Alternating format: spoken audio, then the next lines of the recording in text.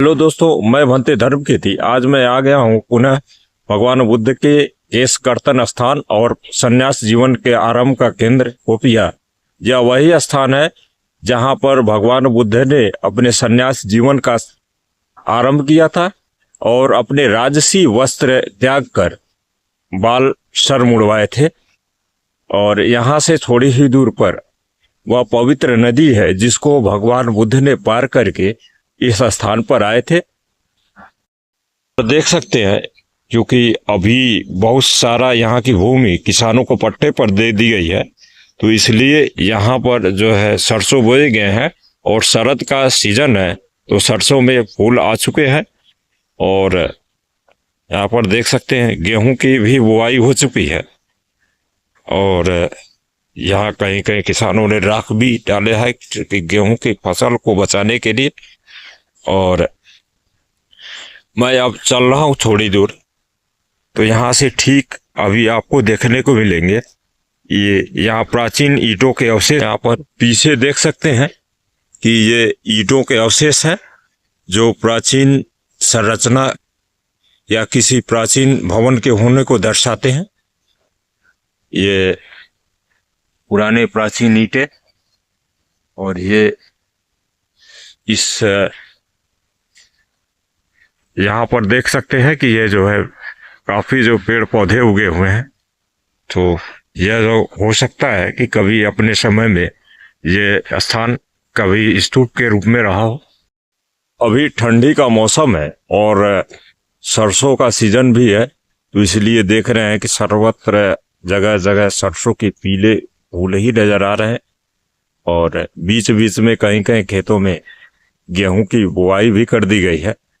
तो इस तरह से यहाँ का सारा प्राकृतिक वातावरण ही सुंदर हो गया है और साथ ही साथ यहाँ पर धूप भी नहीं है, तो इसलिए मौसम और सुहावना हो गया है। और साथ ही साथ यह भगवान बुद्ध की साधना से और यहाँ पर भगवान बुद्ध के चरण पड़े, तो इसलिए यह भूमि और ही सुरम्य हो गई है। तो यहाँ का पूरा वातावरण शांतिमय और सुखमय है, शांति को प्रदान कर देने वाला है, क्योंकि भगवान बुद्ध की वाणी ही यह सुख को शांति को देने वाली है। तो ऐसे समय में भगवान बुद्ध के स्थल को घूमना कितना शांति और सुखदायक है, इस भव्य नज़ारे को आप देखकर इसका अनुमान लगा सकते हैं। और पुनः मैं आगे की तरफ जा रहा हूँ। यहाँ पर एक पुनः प्राचीन भव्य स्तूप या महल के अवशेष होंगे या बुद्ध विहार के अवशेष होंगे, लेकिन बहुत सारी समय बीत जाने के कारण यहाँ पर ये सारे के सारे अवशेष ध्वस्त हो गए और या तो कुछ मिट्टी के अंदर चले गए। तो और जो यहाँ की ईंटें बची हुई थी, तो यहाँ के लोगों ने उठाकर ले जाकर अपने घर को निर्माण कर लिया और या कहीं अन्य जगह स्थानांतरित कर दिए। और अभी जो मेरे जस्ट पीछे जो देख रहे हैं, ये घास से ढका हुआ जगह, तो हो सकता है इसके नीचे प्राचीन कुछ ईंटें हो या जो है कोई भव्य बुद्ध विहार के अवशेष हो, जिसको खुदाई करने पर पता चलेगा। ठीक सामने ये देख रहे हैं एक बहुत ही विशाल बोधि वृक्ष का पेड़ है। यहाँ पर चारों तरफ दूर दूर टीले और प्राचीन ईंटों के अवशेष और दीवारें आज भी बिखरी पड़ी हैं, तो जिससे यह स्थान प्रमाणित होता है कि यह बहुत ही प्राचीन है।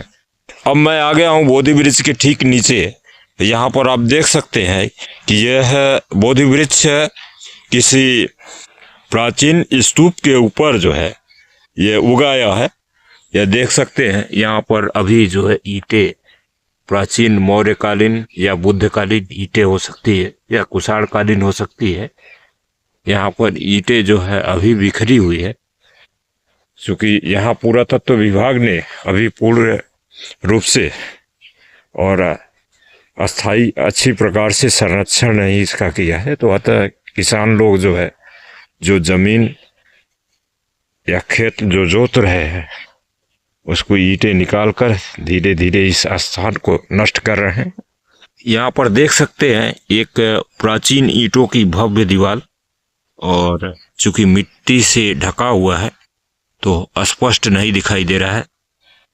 और इस तरह से इसके भी चारों तरफ झाड़ झंखाड़ उगाए हैं। तो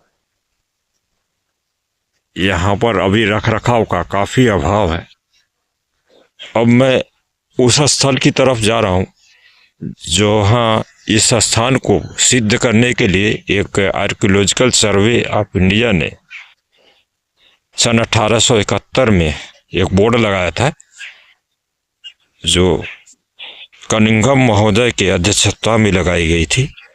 उनकी एक प्रसिद्ध किताब है एंशिएंट जियोग्राफी ऑफ इंडिया, जिसमें इस स्थान के बारे में पूरा डिटेल रूप से विवरण दिया गया है। तो जिनको भी जानकारी चाहिए तो जनरल कनिंघम महोदय की यह किताब पढ़ सकते हैं। यहाँ पर देख सकते हैं इस स्थान को अवैध रूप से कब्जा करने के लिए यहाँ पर कुछ लोगों ने यज्ञशाला का भी निर्माण कर लिया है। यहाँ पर देख सकते हैं कि एक प्राचीन बोर्ड लगा हुआ है जिस पर यह स्पष्ट रूप से लिखा हुआ है कि यह राज्य संरक्षित पुरास्थल घोषित किया गया है।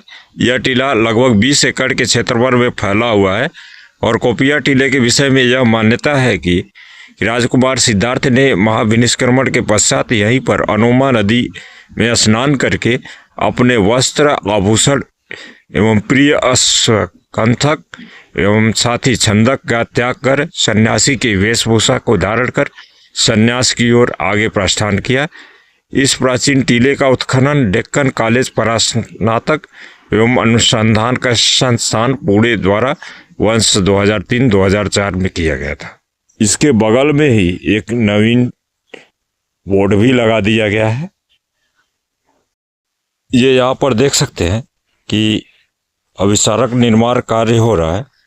तो यहाँ पर अभी जो कितने प्राचीन ईंटें यहाँ पर पड़ी हुई है, बिखरी हुई है, इस चारों तरफ ऐसे देखा जा सकता है।